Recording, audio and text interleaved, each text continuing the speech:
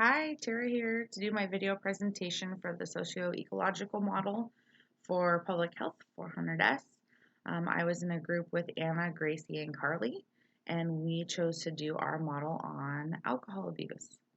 To start out, I just wanted to discuss a little bit the public issue that we chose, public health issue for alcohol abuse, was one that we chose because not only affects an individual, but it also affects others around them. So, something, for example, like drunk driving can affect not only the individual if they get into an accident, but multiple others and organizations like MAD, so Mothers Against Drunk Driving. A lot of these organizational, community level, individual level are all encompassed in alcohol abuse. Um, this model is to bring awareness to help combat alcohol addiction. Hopefully, we were able to do that with our model.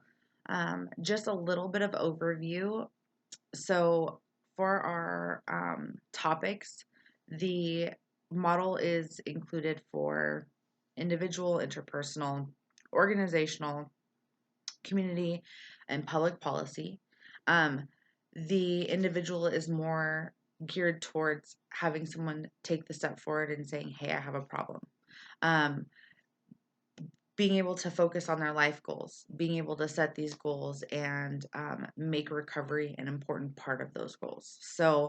Um, then we jump to interpersonal, which is more like a social environment. So, family, friends, coworkers. This is something where you want to um, potentially get rid of the bad and bring in the good. So, you want to make sure that you're surrounding yourself with a good support system. So if you have friends that are avid drinkers, they're probably not the people that you want to be around when you're trying to get sober.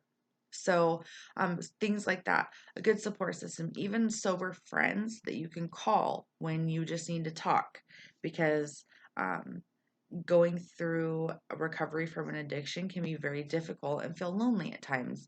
Even having a sponsor helps.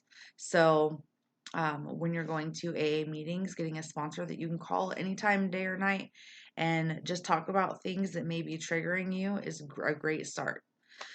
Then we look at community level, and this is more I think of community level as like nonprofits, churches. Things that we added in there were like organizations like Spark and local churches that host things like Celebrate Recovery. I've actually been to a Celebrate Recovery with a friend, and it's a very supportive environment. It's something that lets an individual be themselves without that stigma of being an alcoholic.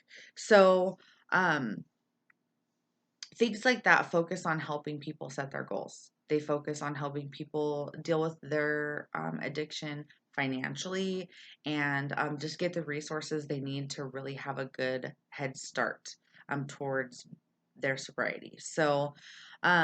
When we look at organizational, I'm looking at schools and workplaces. So, promoting programs in schools, this was a big one because I learned that the biggest promotion in school happens in middle school, which is a little terrifying to me because I have a middle schooler right now at home, and thinking about her going out with her friends and drinking at this age is a little terrifying.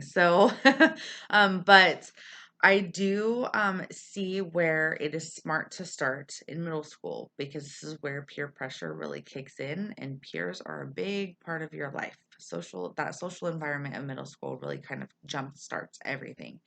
So letting kids understand the hazards of binge drinking and things that they really don't have um, a brain filter for to understand how much is too much type of thing when they get a little bit older is kind of giving them a head start to drink responsibly when they do start drinking.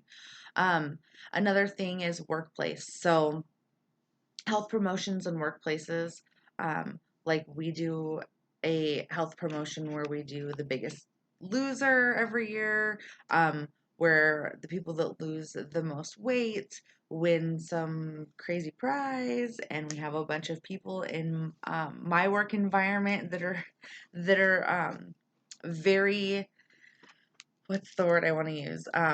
Competitive. So so they're always like they're dropping their alcohol intake immediately because they know that it is a big calorie intake. So um also, when you're feeling healthier, you want to live healthier. Once you start feeling better and you're in a healthier state, you want to keep that because that's a good feeling. So, the other part of workplace is holding workplace events that are alcohol free. So that's a big thing because a lot of alcohol events, work events are based in like an environment where there's alcohol available. Not only does that put liability on your workplace, but it also puts liability on that individual, especially if they are trying to stay sober.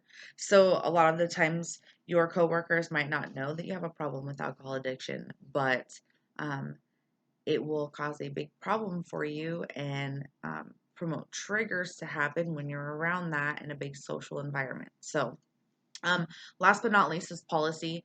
So, policy is enacting laws to make sure that an individual is taken care of resource wise, that they have certain resources available to them, like an act that was passed by Congress to make sure that insurance companies cover um, rehabilitation, um, drug and alcohol rehabilitation, mental health, all of that can be included in alcohol abuse. So um, we added in a graph as well. The graph that is shown in the poster represents a percentage of individuals in certain age categories that have problems with binge drinking.